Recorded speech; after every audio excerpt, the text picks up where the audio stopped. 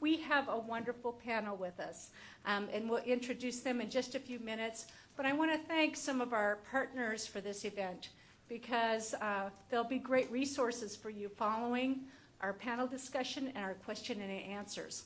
So I want to recognize the Arizona Community Foundation, and I'll introduce Ed in just a moment, the City of Phoenix Small Business Enterprise Program, the Small Business Administration, the Arizona Commerce Authority, and the Arizona Small Business Development Center. So they each have a table. Could you all wave?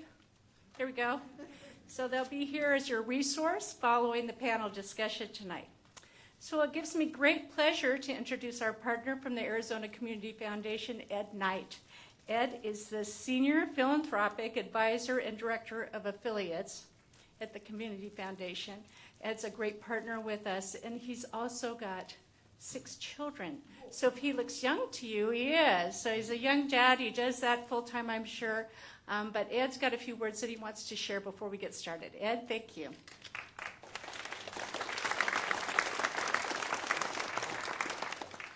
Thanks. Yeah, that's 6 kids, and the 6th one was just born a week ago. Oh, congratulations. Thank you. Thank you. That's great. I want to pull out my phone and just show you all a picture of them. I don't know how to do that. Yeah. So I'm with the Arizona Community Foundation, and we are a 501c3 public charity, and we give out about $42 million every 12 months to around 4,000 different nonprofits. Those are large numbers, and at that scale, it's hard to say what the impact is in the different communities, but I just like to highlight our partnership with KJZZ, KBAQ, all of the great work that's being done here, and that's really important to the Community Foundation. When people ask me, what do? I like to say I'm in the change business. And I think a lot of us are here because either we're in that business or we want to get better in that business or we want to get into the change business ourselves. And that's one of the reasons we partner with a great 91.5 KJZZ. If you ever listen to that, you get the information you need, just like this event here. I think it's a perfect example of the kind of role it plays is by bringing information to us so that it helps us make decisions that lead to change in our communities and in our families, even me individually. I know, let me just share this because it's a little personal, but on my way here, I merged onto the US 60, and apparently I didn't do it in the way that somebody behind me liked. They get really offended and used their horn very liberally, and then waved some finger at me in I think an intentionally crude way. But I'm listening to KBAQ. So guess what? None of that bothers me at all. This person's trying to change me, but none of that affected me at all. Linda didn't mention it, but at each one of your seats, you'll see this business member support public radio brochure. I would just encourage you to take a look at that and really consider how you might be a supporting member. I know I am. I'm here for personal reasons as well as because of the Community Foundation. I'm thinking of starting a business as well. But let me get to the business here of introducing Nick Blumberg, Senior Field Correspondent. If I got the title there. Nick Blumberg joined KJZZ in 2010. His reports can often be heard during KJZZ. I like to say the letters. Morning edition and on newscasts throughout the day. He also serves as an on-air host and in key roles behind the scenes. He covers a wide variety of topics, including, but not limited to, politics, healthcare, immigration, and local government. He covered the race for Maricopa County Sheriff throughout the 2012 election season. Other high-profile news stories he's worked on include the Obama administration's new deportation policy, the aftermath of the Tucson shooting that injured former Congresswoman Gabrielle Giffords, and the devastating wildfire of 2011. He also covers some lighter topics as well. He's a graduate of ASU's Walter Cronkite School of Journalism and Mass Communication and will be our moderator this evening, and we look forward to that. Let's welcome Nick.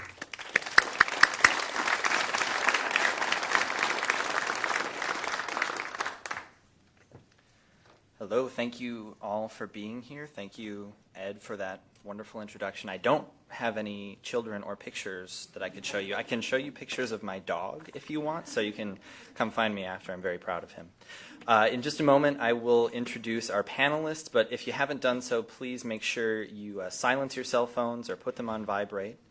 I'll be leading our panelists through a conversation for about an hour or so. We'll take a little break there. You should have gotten a raffle ticket when you came in if you RSVP'd, so we will be giving away those HD radios. That was a true statement. And then afterwards, we will turn to some of the questions that you submitted via email, which I'll pose to the panelists on your behalf. We got a lot of really, really good questions, unfortunately far more than we'll have time for this evening. If you wrote into us with some questions, we thank you for that. Our hope is that this conversation can continue past tonight, so we'll be in touch in the future with some more resources for you. And after this conversation, we do invite you to go speak with our community partners who have very graciously taken the time to be here tonight. So now to introduce our panel at the far end of the table, Steve Mihaylo founded the company Intertel in 1969, which began providing business telephone systems and evolved to providing services and software for communication and for customer service. He sold that company in 2007 and is now the CEO of Crescendo. Steve Mihaylo.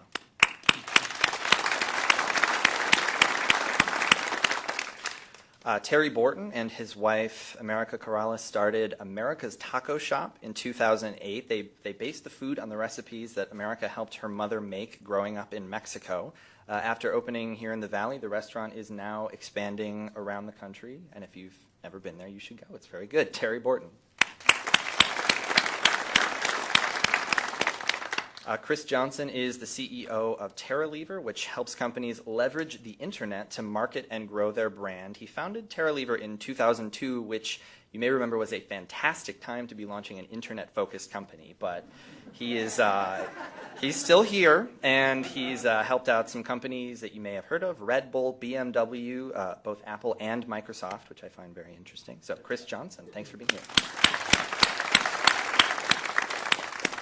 And last but not least, Sydney Peck is Director of Entrepreneurial Initiatives at ASU's W.P. Carey School of Business. She's also the co-founder of the consulting company Innovation Principle, which provides training and coaching on innovation from the startup level on up. Sydney Peck, thank you. All right, well, I'd like to begin tonight with a very basic question. I'll start with Steve Mihaylo. Why did you want to start a business?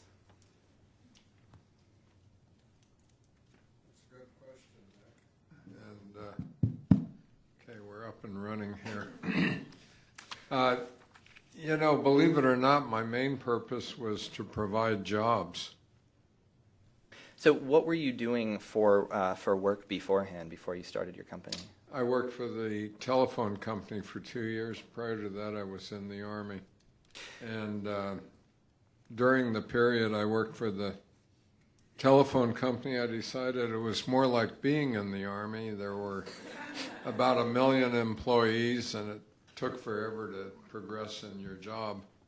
So I went back to school, got a degree in accounting and finance, and somebody I'd been working for part-time suggested I get into sales. I was all set to go to work for one of the big accounting firms, one of the national accounting firms. And I simply did an inventory of skills, had the technical know-how, had the educational business experience, and I was pretty good at selling. I decided to start a company that we eventually grew to about 70 locations worldwide and about 2,300 employees. So, you mentioned that you felt like you had those skills, you felt like you knew what to do, but on almost a gut level, did you feel prepared? Did you feel ready for the prospect? I felt prepared, but there's always a little fear in your gut when it comes to making decisions and growing your business, and that's true today even. I took most of the money that I got in the sale of Intertel, and we sold the business for about $750 million. I took a big chunk of it, of course, and paid taxes. The government is your partner when you're successful, and they forget who you are when you're unsuccessful. But anyway, paid my taxes, gave about 50 million of it away, which you know all about, and the rest reinvested to do it again. So, Terry Borton, what was it that made you want to start a business?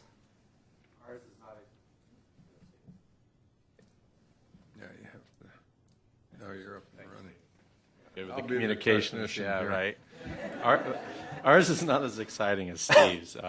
Real estate helped us make a decision to open up America's Taco Shop. It was back in 2008 where we had to have a family meeting and decide what our next move was. My background was in restaurants for about 20 years at the time. America was a school teacher, and we thought we were going to live the rest of our lives selling real estate, and we got handed very quickly a lesson about real estate that we weren't very good at it. So we made the decision in 2008 to go and do something that we had talked about at the dinner table for years. At least I talked about it. America never talked about it.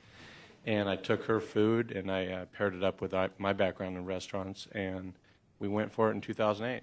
And we thought we were opening up one restaurant that would, take care of us for the rest of our lives, one restaurant. And then within 18 months, we opened up 3, and then we got a phone call asking if we wanted to take it all over the world. And here we are 5 years into it, and we have 9 stores and growing every month.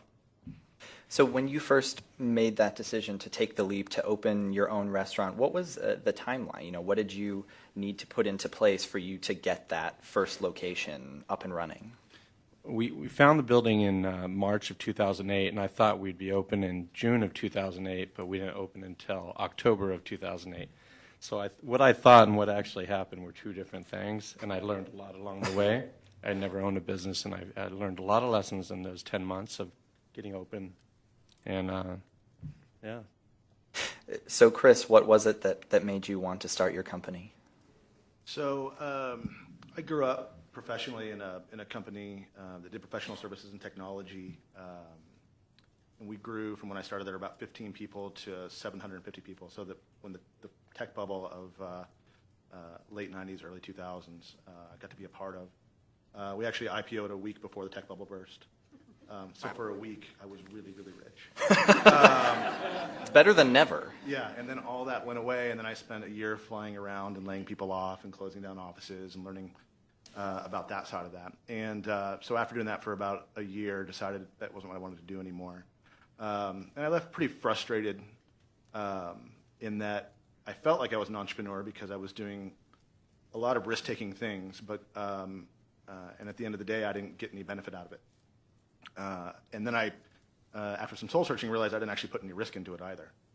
And so in looking at that, I wanted to actually see if I could really do it on my own and actually put myself out there and take the risk and take all the beatings and all the reward that might come with that and control my own destiny. So, at what point did you feel like you finally, maybe it's never, did you feel like you could breathe a little bit? I mean, you started at a really trying time, both, professionally and perhaps personally, it seems like. When did you get that sigh of relief? I think I'm with Steve. You're always got a little bit of a tinge in your gut, and you're always taking risks, and that never goes away. I think it's healthy to have that fear. I think when I got a level of comfort that whether it was doing what we do at Terralever or I could do anything outside of that I would be able to pay my bills and feed my family with just the things that I knew, you're taking on a different level of personal risk, I guess, kind of in the whole Maslow hierarchy of needs. You can at least feed your family with what it is that you know. And I don't think we've ever really made it. There's always ups and downs in business, but certainly a lot more comfortable after the first couple of years.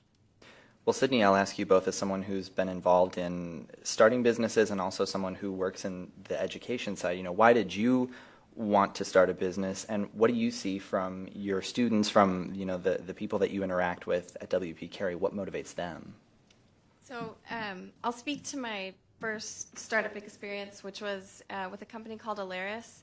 It's a technology company that got me into the startup space, and I started by accident. I'm an accountant by trade, and I am extremely conservative, risk-averse, and scared if I go to bed and all of my bank accounts don't balance and everything isn't exactly how it's supposed to be. So, and I'm not married, and I don't have a family to take care of, so it's really, there's really no reason for my behavior. But Just natural. It happens. I was born with it. So I was in the MBA program here at WP Carey, and it's pretty traditional if you're in the full-time program that by the time Christmas rolls around, your second year, you have secured a full-time position. If you haven't, it's going to be a battle. And I was very lucky to get an offer from Johnson & Johnson around October of my second year, and that happened to be 2008. And so around January of 2009, they cut my position. And they were very sorry, but they didn't have another one for me. And it was a panic moment, and one of my classmates who I very much respected and admired was starting a company, and he said, I've got the finance side covered, you've got operations, come join my team and be my partner. And I didn't have a whole lot to lose. My opportunity costs were pretty low, so I just went for it. And I can say this now, working at WP Carey and having gone to WP Carey, first year of startup life is the best education I ever had. I learned so much working for that company as a partner than I could have ever learned in a classroom. We did everything wrong. My partner is still running the company and doing very well. He's part-time in Silicon Valley, part-time here. I left the company because it was a long runway until we were going to make revenue. Just based on the technology itself, it needed a lot of government approvals. And so the opportunity came to teach it at ASU, and I took that. And then my consulting company I started because it's something I'm really passionate about, and I love teaching it in the classroom. And someone came knocking on the door for me to teach it outside of the classroom, and I just said yes. So that happened just because it was something that I love to do. So I would say my life is kind of an example of what I see. Necessity and passion are the two really strong reasons that I see for starting a business. Based on my experience, passion is the preferred choice. If it's something that you really love doing, then you won't feel burdened to stay up a little late working on it or stay home from the lake on the weekends and spend your time doing it. I wasn't really passionate about the technology business, and so that made it a little bit tough, and that's probably why I didn't stick in it longer. And do you see that play out, with people that at the WP Carey program who you encounter? Do you see sort of that difference between the necessity and the passion, where there are people who do it because they feel like they have to and it's not necessarily the right step for them? I don't see it as much. I teach in the undergrad program, and so they still have options. They're still also interviewing, which I think is a perfect time to be exploring a new business when you have another option. But when it's out of necessity, you're bound to make it work because you don't have a lot of other choices. So mostly I do see it out of the passion. They think, see these bright eyes and they're going to change the world, and that's really cool to see. So Steve, when someone is thinking about starting a business, what is the biggest, or what are some of the biggest lessons that you've learned that you think they should keep in mind throughout that process? Well, the biggest thing that you learn right away is there's basically two things in your business. You've got the product or the service, and that has to be very good, has to be world class. But you've also got the execution in bringing that product or service to your customers. And you can have a phenomenal product and still have your customers hate you if you don't do a world-class job of delivering the product, getting it to the customer, making sure they're happy with it, making sure they're trained well, and so on. So those are the two things from a customer perspective. From a business perspective, as an accountant, one of the things I learned early on is you better make sure that you turn your balance sheet as often as you can. and the two biggest components of our balance sheet were inventory and receivables. And to give you an idea how much better we were than our competitors, we turned our inventory approximately 4 to 5 times faster than our competitors. We had about 29 days of inventory on hand, and our competitors as much as 150 days. And that's cash that you've got tied up on your balance sheet. The other thing that we did is we were almost obsessive or maniacal about collecting our receivables. We only experienced about 0.5% in bad debt, and it was usually because a customer went out of business. We had about 500,000 customers and 25 million desktops that had our equipment, our phones on them. And it was just basically customers going out of business. But we had to be firm about it. If a customer didn't pay us, we repossessed their equipment.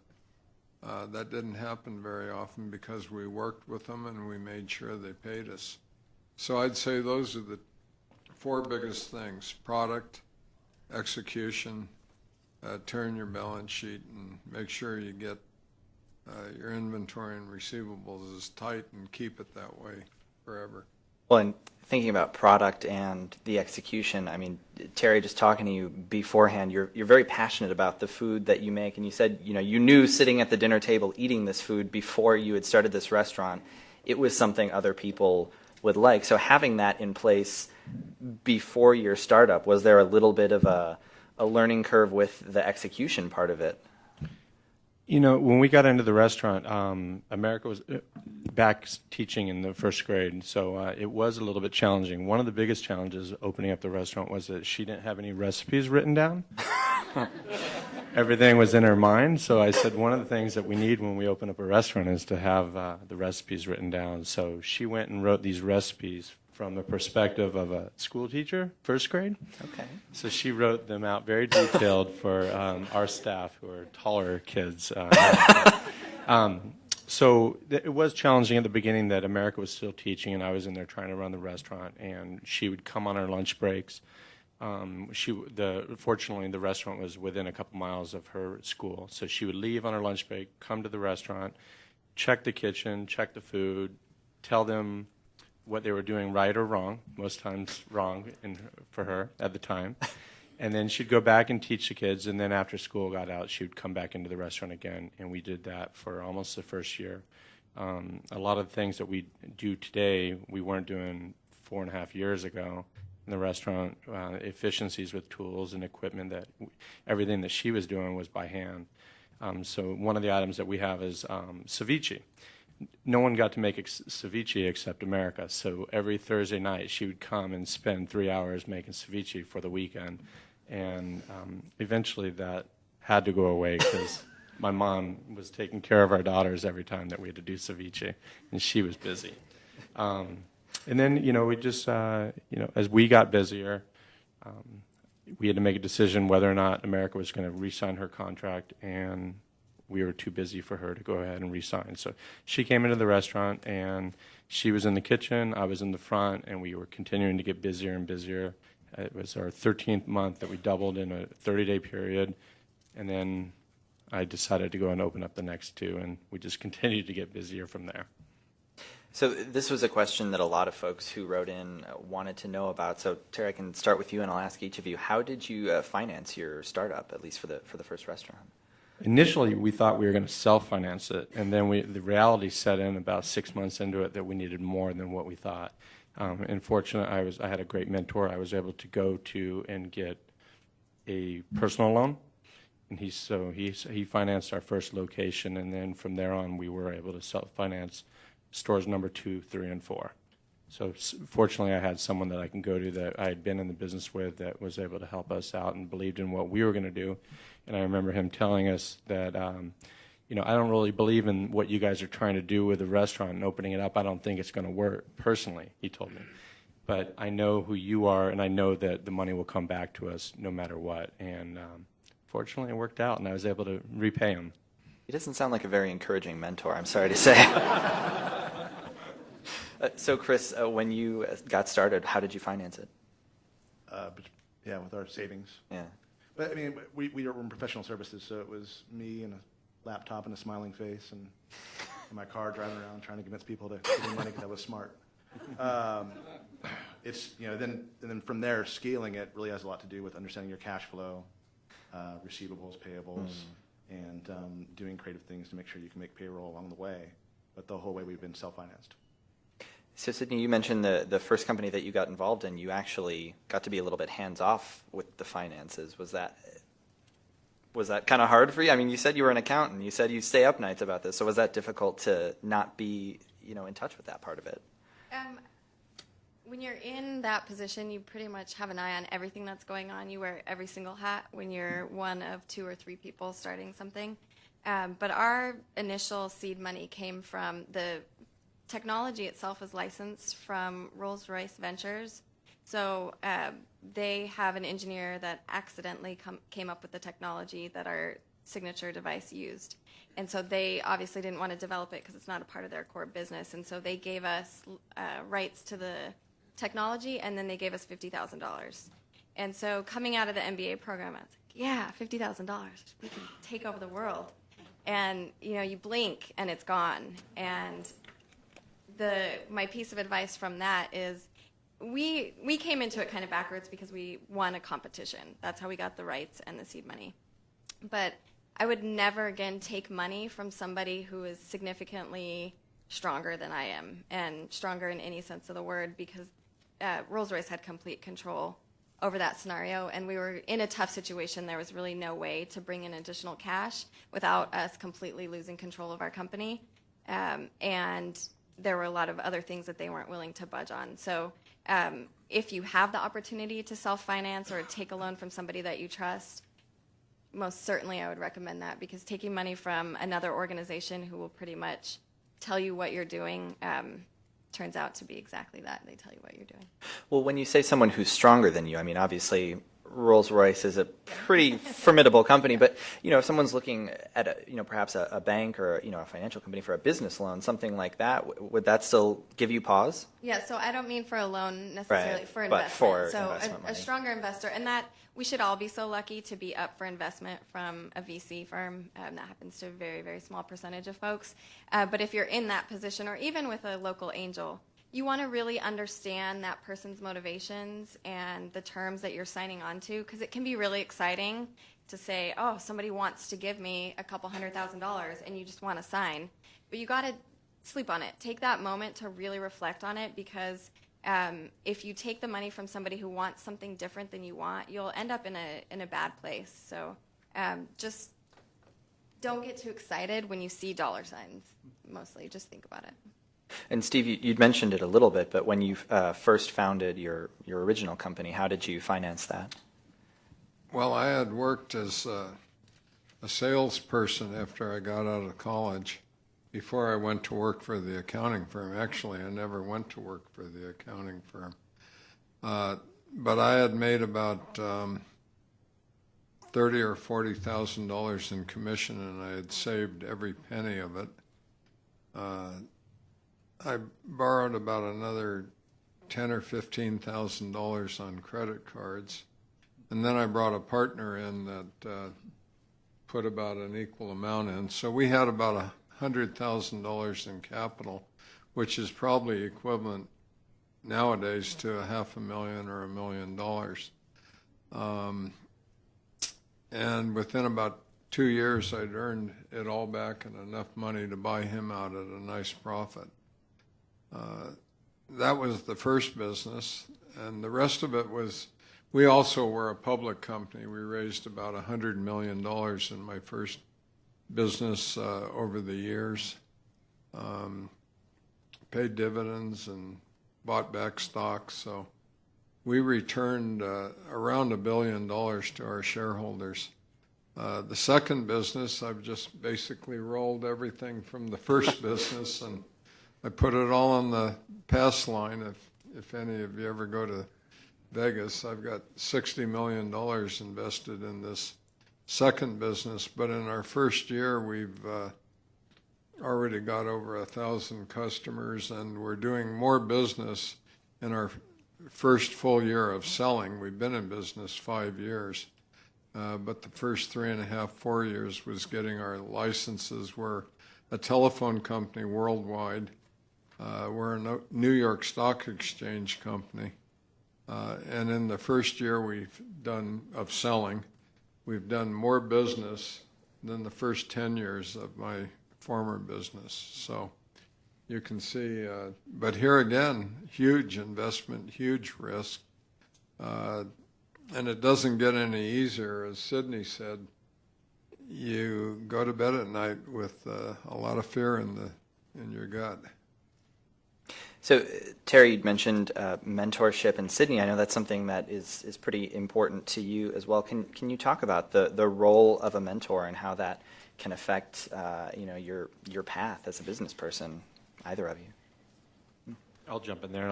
The mentor that I had, he was a successful restaurateur in the Valley for many years.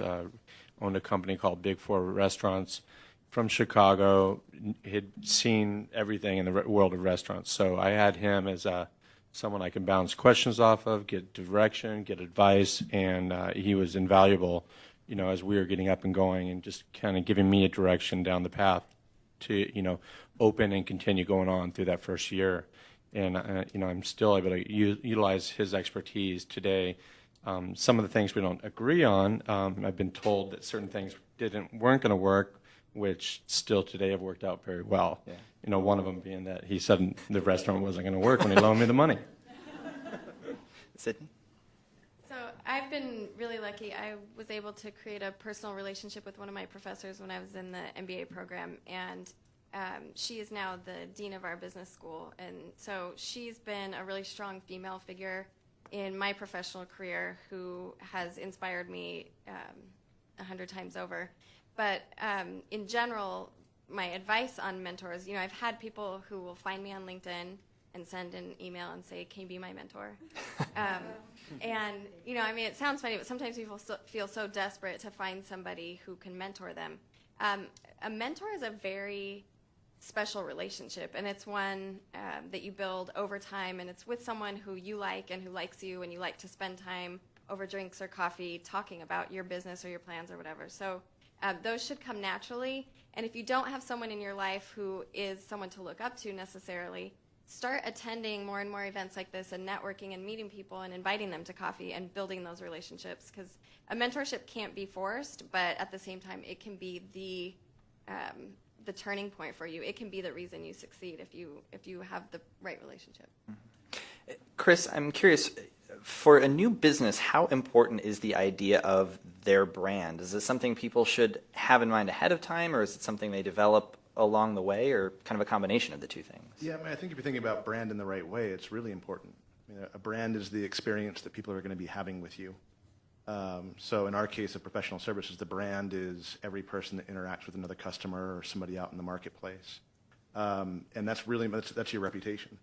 A lot of people think brand as being, well, I just need a really good logo and a business card and everything's going to be great. And that's not, that's just visually what it looks like.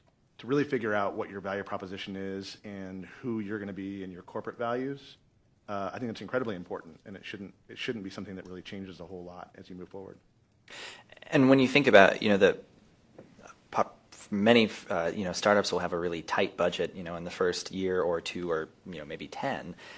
How much money, should people be thinking of spending on things like, marketing and advertising and public relations? Do people put too much focus on that, and not think about their core values? If you're bootstrapping a startup, there's a lot that you can do on your own. You should be fairly well off and on your way if you're going to start paying consultants to do that work for you. I don't mean to take away business from you here, but I'm just curious. We talk to startups all the time, and we work with very few. That to be very well funded, because there's a lot of things that you can do on your own, especially now with social media. Mm-hmm. The things that you can do today in terms of being able to interact directly with customers, those are things that large companies struggle with. Mm-hmm. So it's actually an advantage for you to be able to spend time talking to customers in these environments. There's a lot of things that you can do as a business owner that doesn't cost money, it's time, mm-hmm. That can be very effective and a lot more effective than paying someone to do PR for you or develop your letterhead.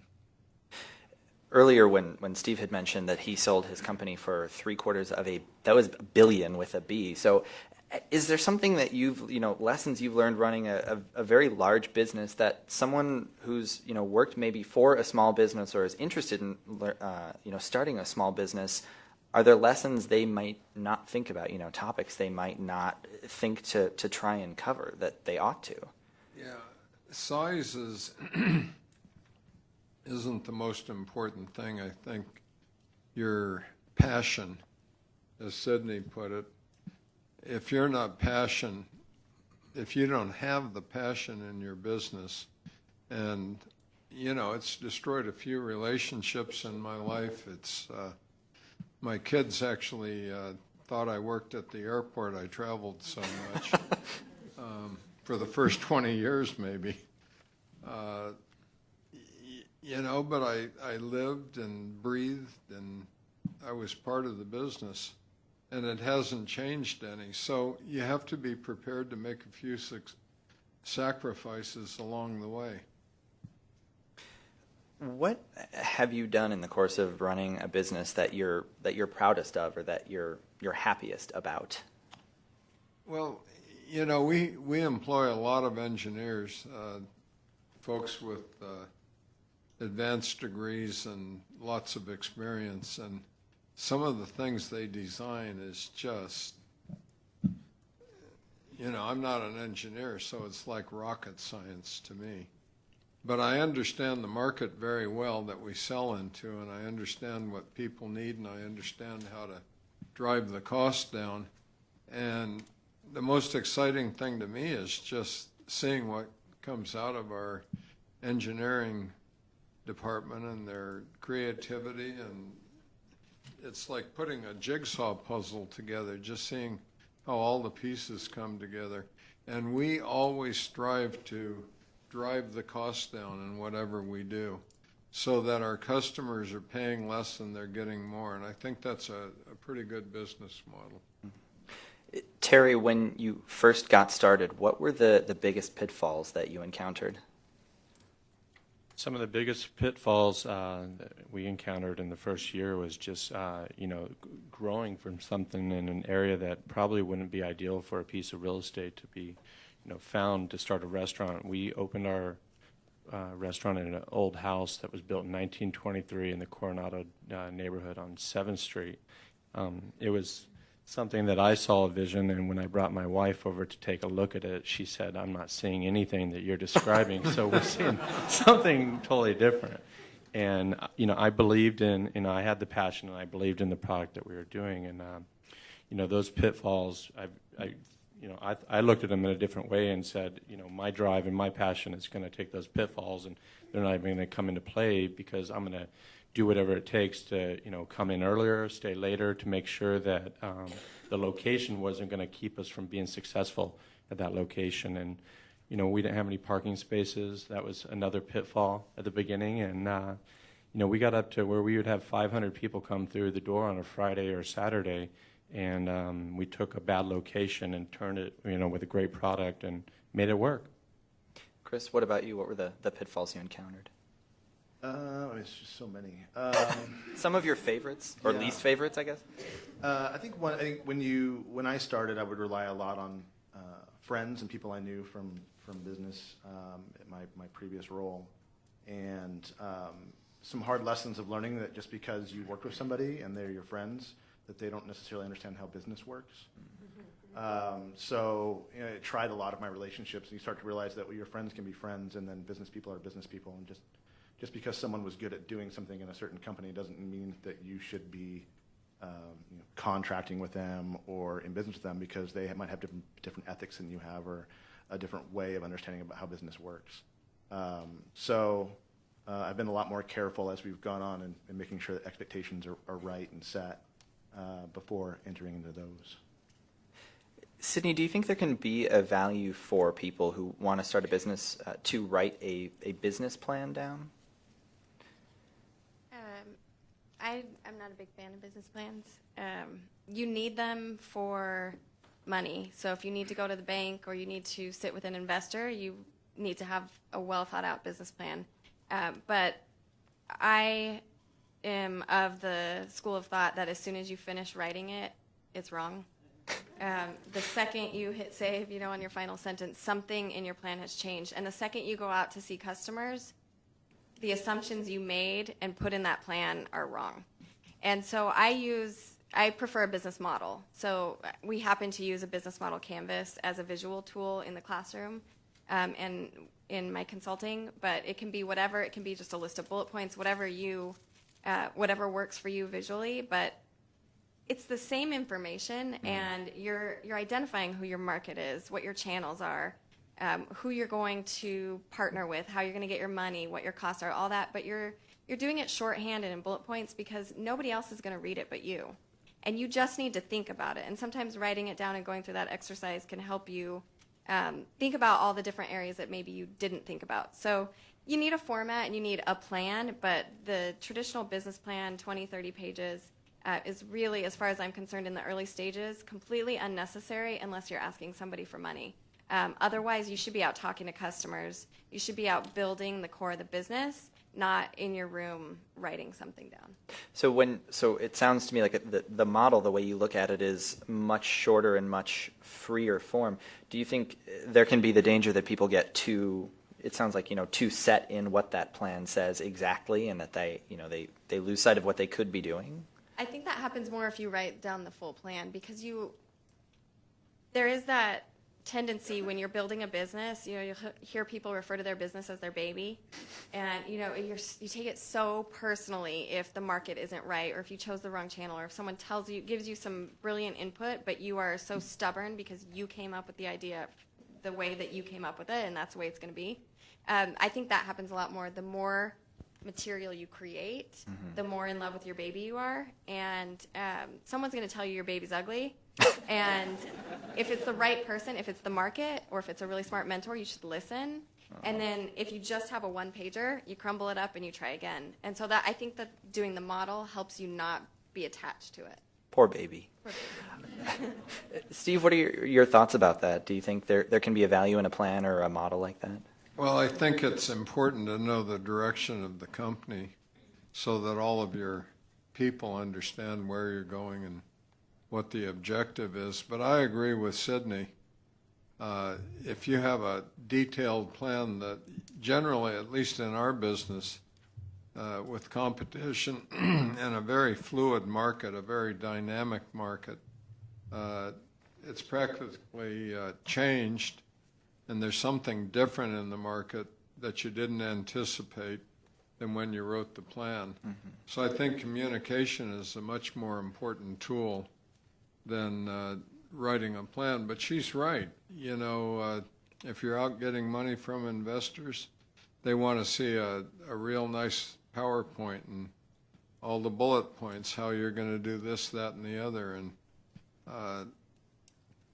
it's absolutely imperative that you have projections and everything with banks.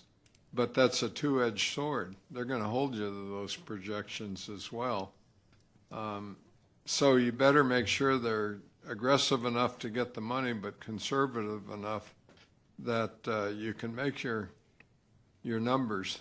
Very important. Well, in thinking about, talking to your customers and making sure you have that base there, I mean, Terry, a restaurant, you have a very visceral relationship with your, it's a very personal thing to serve someone food. How important is customer input and, customer feedback to a business like yours? Without the customers coming into the restaurant, we don't have the restaurant, so it's super important. And, whether it's a good comment or a bad comment, it's really important to listen, and we follow up, whether it's a negative or a positive, to make sure we can turn the situation around and use this as an opportunity to get better. And I think our approach every day to work, I preach to our staff is that, we never can get content or satisfied where we are today, that every day, tomorrow I want to be better than we were today, and never get to the point where we feel like we've hit it with the quality of the food, the quality of the service. And those are the things that I think will drive people into the restaurant if we continue to go after that. So we just continue to go after every day and not get content, and it's working out pretty good. And Chris, you talked about, driving around in your car trying to convince people that you were smart. I mean, what did that teach you about building up that customer base and that relationship with, the people for whom you're working? Yeah, I mean, well, the first thing was I was really uncomfortable doing that. So I'm actually an industrial engineer by education, and it was more of the delivery side of that. And so for me, it was a process of just putting myself out there and networking and meeting people, and that was really the challenge that I had to go through. Now when we're working with clients, what I try really hard to do is ask questions to try and get bad news out of them. To get that feedback. I think it's really easy when you're running your business because you always have your challenges, not to seek out new ones. And some of the most insightful things that have really changed our business have just been because we've actually been looking for that and asking our customers what we can be doing better for them, or how we can make them more successful, or what their objectives are, or what's going to make them successful in their business, and then aligning what we do and how we do it with that. So sometimes you have to ask people if the baby's ugly, is what you're saying? Yeah, all the time. Yeah. So what advice would you give to an entrepreneur, to someone who's trying to start a business, who's feeling frustrated or discouraged with where they are right now? I guess I tell people a lot, it's never that bad. Yeah. So we've had down years and tough times and really tough situations, and then we always look back and go, oh, that was easy, it wasn't that bad. But when you're in it, it seems awful. And then I tell people the opposite. When things are going really, really well, it's not actually going that well. There's something going wrong. You don't know about it. And so you have to have a more of an even temperament to know that, yeah, you're going to have peaks and valleys. As long as you're directionally right and going in the right direction, you'll get there. Just that perspective for me has been really important. So, Sydney, as someone who focuses on innovation, I think a lot of people, maybe just me, hear that word and they think of someone who's a visionary, who's like a Bill Gates or a Steve Jobs type. I mean, how do you teach someone innovation? Yeah, I'm pretty sick of the word. I'm sure a lot of people are. To me, it's problem solving, and I don't know how many people are familiar with Clay Christensen or any of his work, but one of the points in some of the stuff that he communicates is the ability to connect seemingly unconnected things. And to me, that is the key of innovation now, because we've almost invented everything that could possibly be invented, I feel like. So Don't say that. Well, technology is moving so fast, and unless you are a brilliant engineer or a brilliant designer, or someone who's spent a lot of time and can be, maybe in the educational environment or something, inventing something cool, the way that you can really get ahead is by taking all the stuff that all those bright people have invented and creating something new out of them that's unexpected. So again, going back to the canvas is a cool way to innovate. So you look at your business and you say, okay, well, somebody's doing it this way, but what if I change the channel? What if I do it in person now? Because now we do everything online. What if I offer this in person? Or what if I offer this same thing to a different customer group? We use an example in class for Yellowtail wine, that before Yellowtail, the wine market was very specific to a certain era of folk, right? You understood the aromas and the tastes and everything associated with wine. So wine was untouchable for maybe people like me. But as soon as Yellowtail came out and they put a black label with a bright kangaroo and it tasted good and it was $6, now they took something that already existed, they didn't invent wine, and they just thought of a really awesome brand for it and a way to reach a whole new customer base that wasn't being reached. They were drinking beer or spirits. And so now you've got a whole new market. So it's doing things like that to me is innovation now. You don't have to be some brilliant inventor to innovate, and as soon as we come up with a different word, we'll start using it. Well, keep us posted, please. Terry, was there anything that you learned either working in the restaurant industry or starting your own restaurant that a lesson that people outside of that field might not know or might not think about, but that they ought to when they're trying to start a business? With the background working in the restaurants, I took, again, going kind of saying what Sydney just talked about, and took something that, has been around forever, Mexican food, tacos, and said, all right, we can take that, and what quality can we deliver it at? And we took America's food from growing up in Culiacan, Sinaloa, and said, okay, this is a product that I'm not able to get here in Phoenix. There's a lot of places I can go get tacos, but what if we go ahead and create something that, the authenticity and the quality and the service are all paired up together? And, we built our business, one guest at a time, just coming into the restaurant, and that person was going out telling another person, and just we did it that way. And Chris, was there anything that you learned in this field that other people might not be thinking about, but that they should be? I found there was a premium for actually being able to do what you said you would do. Yeah. We have an industry that's changed a lot over the years, but there are a lot of people who and companies who overpromise and underdeliver. And we found that if we can underpromise and overdeliver, we have customers for a long time, and it's a lot easier to build a business and a brand around that. So obviously we're talking a lot about the startup process, the beginning, but were there lessons that you learned, Steve, maybe a year or 2 years in that, it wasn't a problem or it wasn't something to be aware of that cropped up right at the beginning, but that, folks should know, hey, a year or 2 or 3 in, this is what you should be watching out for? Well, I can tell you, you learn every single day. There isn't a day that goes by that I don't learn something. I expect to be learning, if I'm fortunate enough to be around 20 years from now, I expect to be learning. The marketplace is very dynamic. It's changing all the time. New competitors are coming on the scene, new inventions, new ways of delivering product. And if you're not trying to stay at least a foot or two in front of your competitors, you're going to get run over.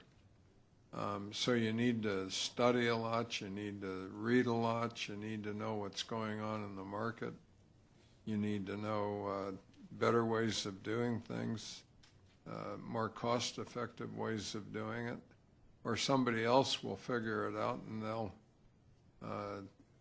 take business away from you, and eventually you'll go out of business. I mean, it's not that difficult.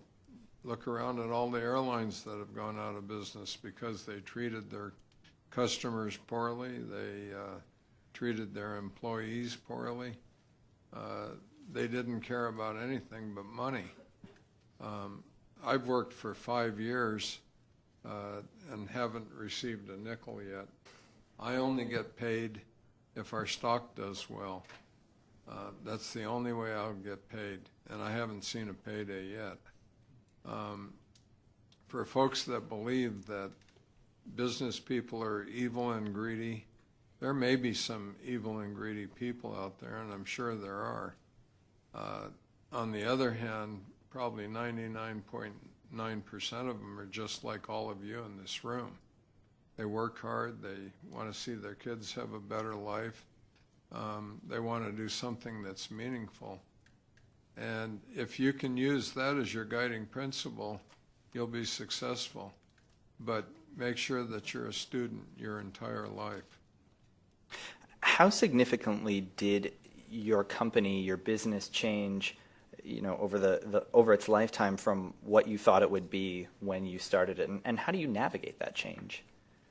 It's like Sydney said, if you have a business plan, chances are it's going to be obsolete before the ink is dry on the paper. The best thing to do is scale small like Terry did. Get your first restaurant up and running, or your first location up and running properly, and get it really tight before you go ahead and scale the business. And whether it was luck or just the fact that we were capital constrained or whatever, we started right here in Phoenix. And before it was over, we had over 100 employees in Asia. We had about 300 in Europe. We had about 100 in Canada, 100 in Latin America, and about 1,800 in the U.S., all over the place. And we didn't scale until probably 5-6 years into the process. We had to understand exactly what we were doing. And I guess that's part of the learning process.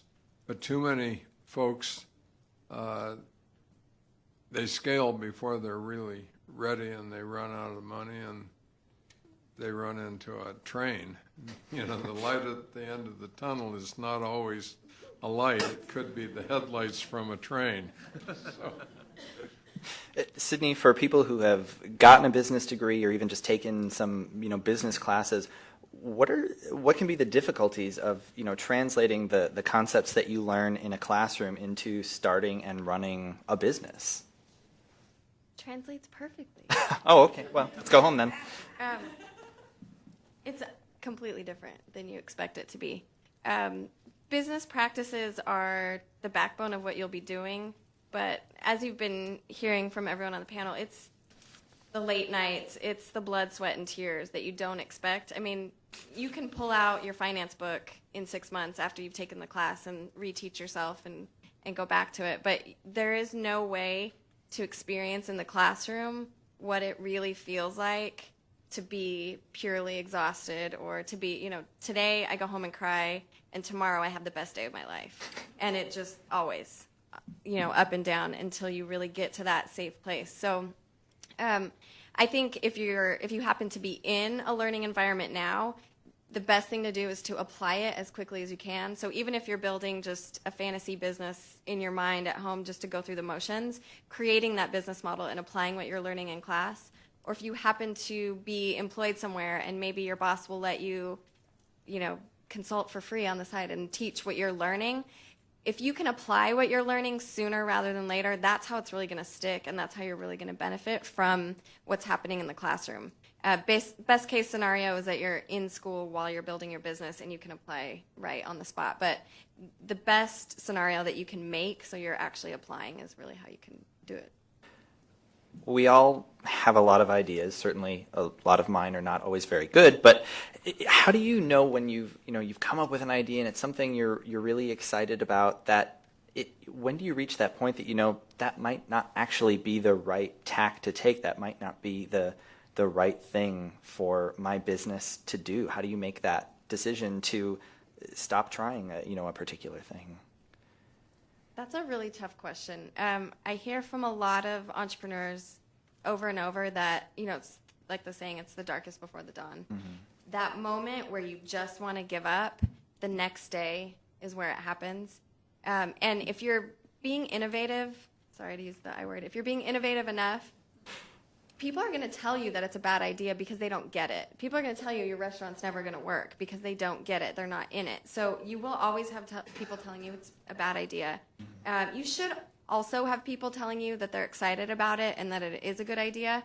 And as you're out, if you're starting in a smart way, you should be out talking to customers. Customers should be giving you feedback on the materials or the food or whatever you're creating, and there should be some positivity coming from customers there. I don't know if I have a very good answer for when it's time to call the ball. Chris, how much has your business changed from where you thought it would be when you started it? Oh, a lot. I mean, it's different this year than it was last year. So how do you navigate that kind of change? Can that be difficult when you had this idea in mind and it's constantly becoming something else?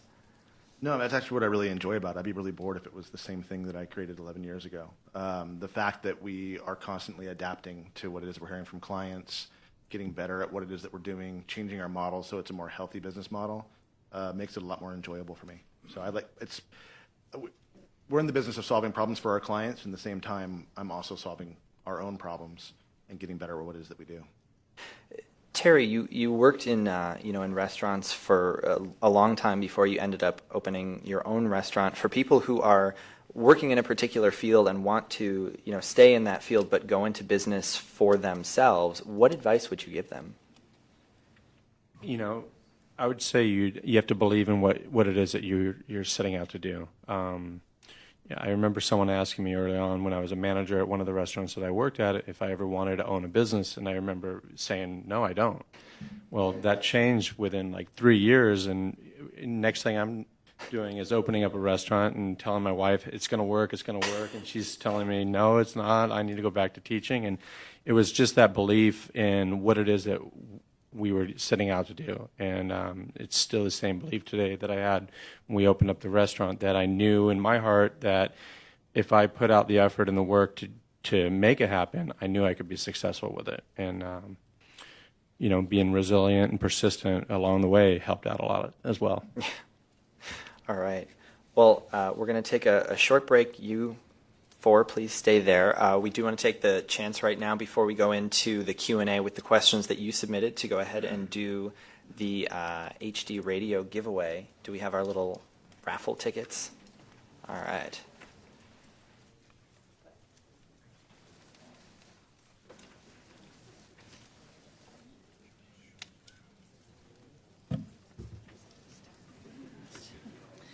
While we're waiting for those raffle tickets, I just want to acknowledge Emilio Cabrera. He's put all the logistics together for tonight's evening, and I want to say thank you, Emilio, for all your hard work. I also want to thank Nick and our development team as well. They're all out in the foyer there. Get to know them. They're good people here at KJZZ. They bring you public radio each and every day. And we're glad that you could join us again this evening. Emilio, you've got the number?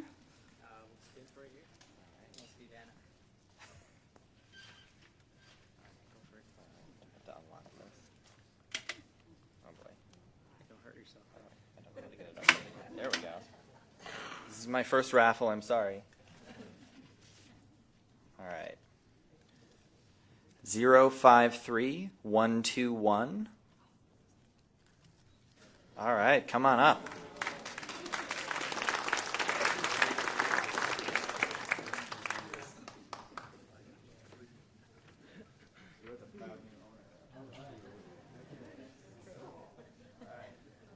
It's real.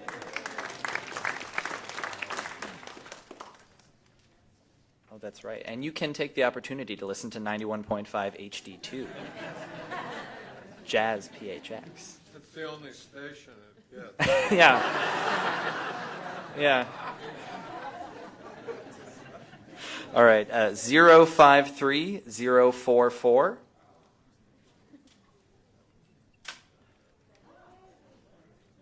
Come on up.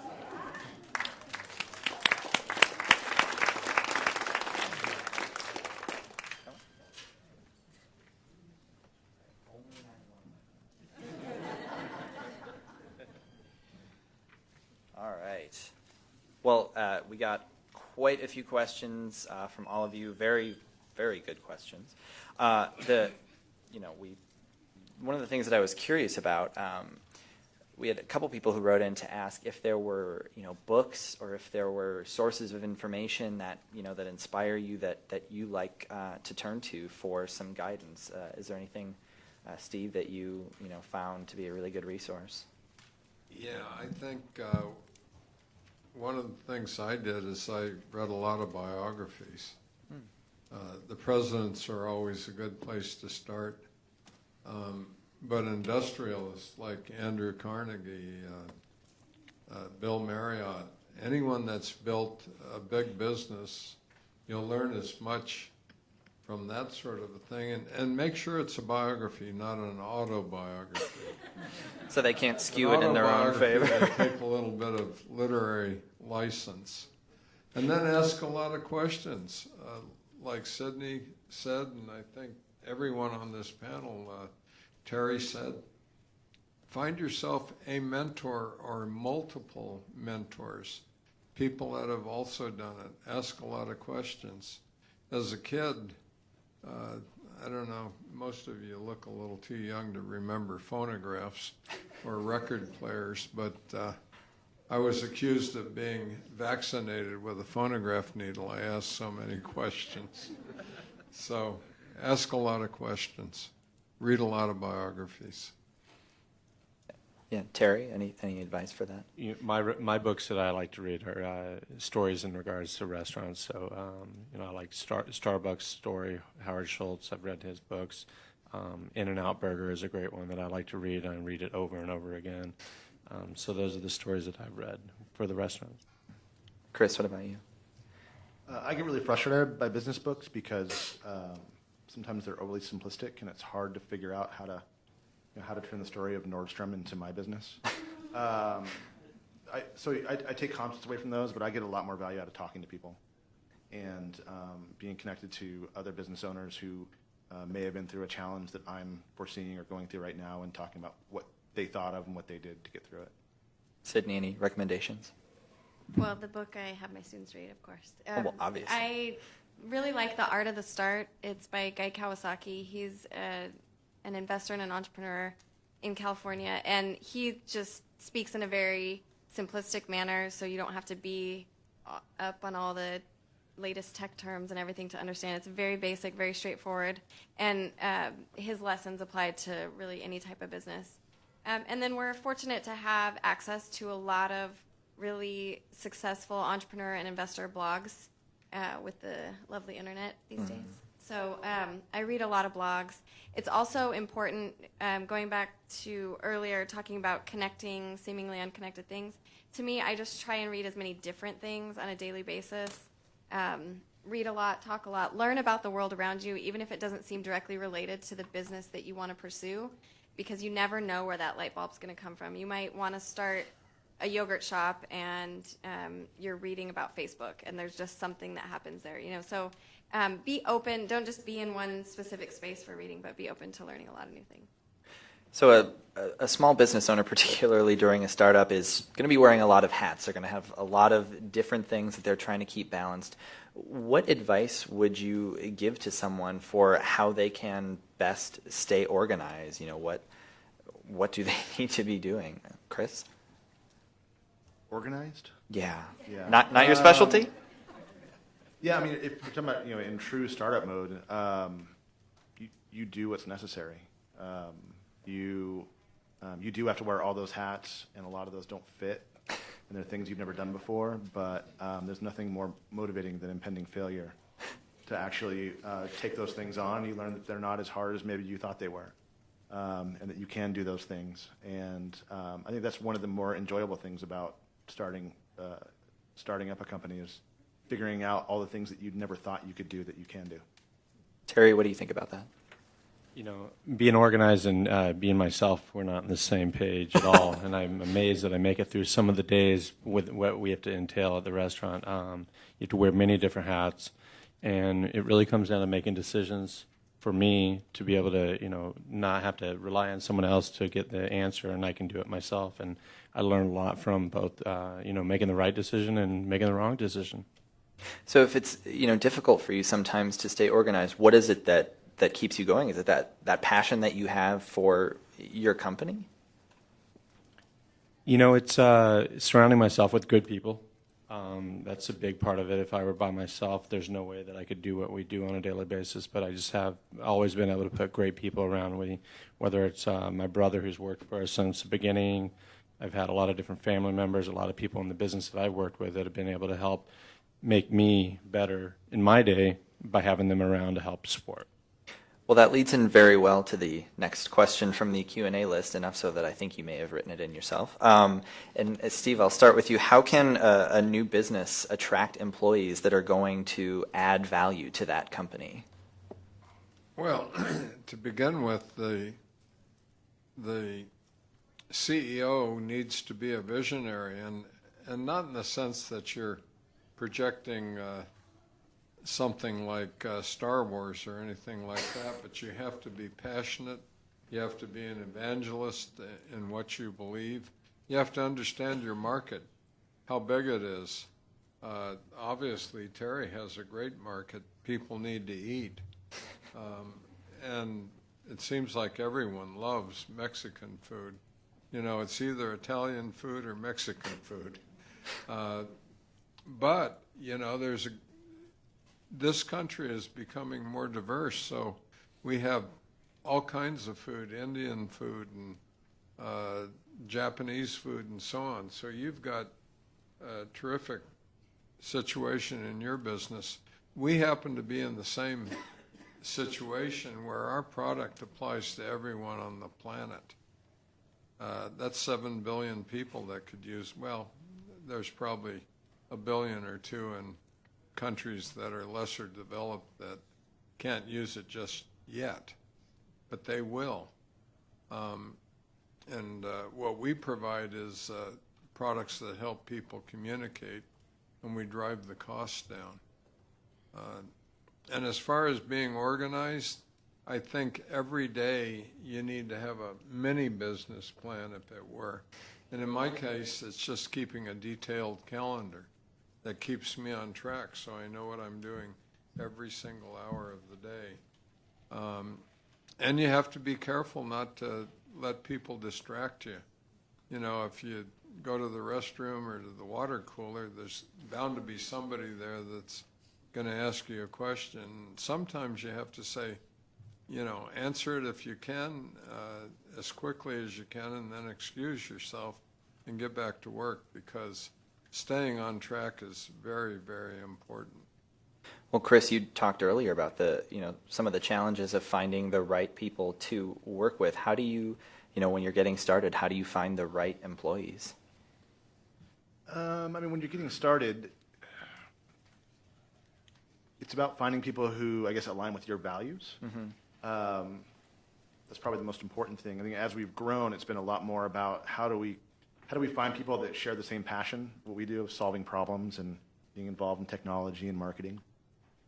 And then it's about how do we create a culture that really delivers on that. So open communication, transparency, and then our goal is to find the most talented, smart people, because talented, smart people love working with other talented, smart people. So we talk a lot about A players and what that looks like and how we attract and retain those. And then beyond that, and the ability to bring them into our organization is a lot on reputation for the kind of work that we do and the kind of people that we have. Creates an environment where people want to work. Well, Sydney, I promised not to get you fired from ASU before this, but we did get a question that I'm curious to get your perspective on, and someone wrote in and asked, how can we improve business education to better prepare graduates? What do you think about that? Yeah, definitely. I think there's a big shift in business education now, in education across the board from what I get to see at ASU. We spent a lot of time on theoretical education and learning at your desk in the classroom or at home on your laptop. And it needs to be applied. And luckily, we're in a place where we're encouraged to be very entrepreneurial within ASU. So we're shifting that way and doing a lot more out of the classroom stuff. So a class that I am very lucky enough that my boss said, go ahead and teach it and see if people will show up, is based completely on the flipped classroom. So I don't teach in the classroom. I should be fired. I don't do any teaching at all. They learn from what they go out and learn from their customers. So I guide them on how to talk to customers and what they should be trying to learn. But they go out, they talk to customers, and then they come back, and in class, I sit and watch while they present. So it's complete flipped classroom where the student is really taking control of that applied learning. And I think, to me, that's the future of education, is in the more flipped classroom style, where we spend time in the classroom talking about what we've learned outside of the classroom, and we take the time to learn outside of the classroom because we actually care about what we're learning, which is sometimes hard in the undergraduate space. Sometimes you're there because you just want to get your report card, or I don't know if that's what it's called in undergrad, but you want to get your grades, your transcripts, and get on your way, get your degree, and go get a job somewhere. But I think, especially in this generation, students are embracing that 4 to 5 to 6 years that they're spending there in a bigger way, and they're more experiential about it instead of just classroom based. So I think we're getting there. It's obviously transforming a large industry. It's going to be a while, but we're getting there. So obviously, no matter what field you're in, the internet is going to be a hugely important component for many businesses. But there at the beginning, Chris, how much how do you decide how much to invest in that web presence at the beginning, or is it more so an investment of time? Yeah, I mean, nowadays you can get a web presence really cheap. Whether there's services you can go on there, and it's the hardest part about creating a web presence is actually writing out your content, which it's really hard to have anybody but you do when you're a small business. The rest of it, there's technology and templates, and I wouldn't spend a whole lot of time on that until you've got a business model that's, until customers start paying you for what it is that you're doing, you don't really have a business. So spend more time on that and talking to customers and figuring that out before investing a ton into a website. Okay. Well, I'd like to give you each a chance, in about 30 seconds or so, if you've got some final piece of advice or a final thought that you'd like to leave everyone with. Steve, I'll start with you. Well, my advice would be don't start a business unless you're committed to giving it 110, 120%, and you're going to have to make sacrifices. Once I opened up the America's Taco Shop, it was really easy to work 100 hours a week, where, when I worked as a GM at a restaurant, it was difficult to work 60. So when it's for yourself, there's no limit to the amount of time that you can put in to make sure it's successful and it doesn't wear on you the same way as if you were working for somebody else, because you're the final call on that. So I'd say just make sure you're committed as well to what you want to do, and do it with a lot of passion behind it. So I think I'm going to kind of agree and disagree with that, with what the gentleman said. I completely agree that you have to be 110% in. So people ask me when they have they're currently employed someplace else, and they said, well, I want to start a business, what should I do? I say, quit your job. Because until you quit your job, you're not an entrepreneur, you're just employed with a side project and a hobby. But what I will say is that you have the ability to create the business that's best for you. And so understanding what that balance is, you don't have to create the world dominating business. You can create a business that does well for just you and your family. So understand what your personal priorities are, and make sure that you're architecting your business around what it is that you want to achieve, both financially and in life and your family, and make sure that you're keeping that balance. If you're trying to start a business to become a billionaire, don't do it. Do it because something keeps you up at night, or you just have a passion about talking about something with your friends so much that they ask you to shut up about it. Do it because you can't stop that desire to do it. Everyone I've seen who's tried to start a business because they think they're going to become a millionaire, they're doing it for the wrong reasons and they fall flat on their face. So if that's what's in your gut right now, wait until you have another feeling about something, about that why that gets you out of bed in the morning, that drives you to start a business. Well, there are definitely enough questions and answers to do a few more forums on this topic probably, but we've only got time for so much. That's all the time we've got tonight. We definitely invite you to take advantage of all the resources who are here tonight. They're from some organizations that if you want to start a business, you should probably talk to them. Thank you very much to our panelists, to Steve, Terry, Chris, and Sydney. Thank you to our hosts here, to Ed and Linda and Emilio and everyone in the development department. And thank you especially for coming out and being with us. Have a good night.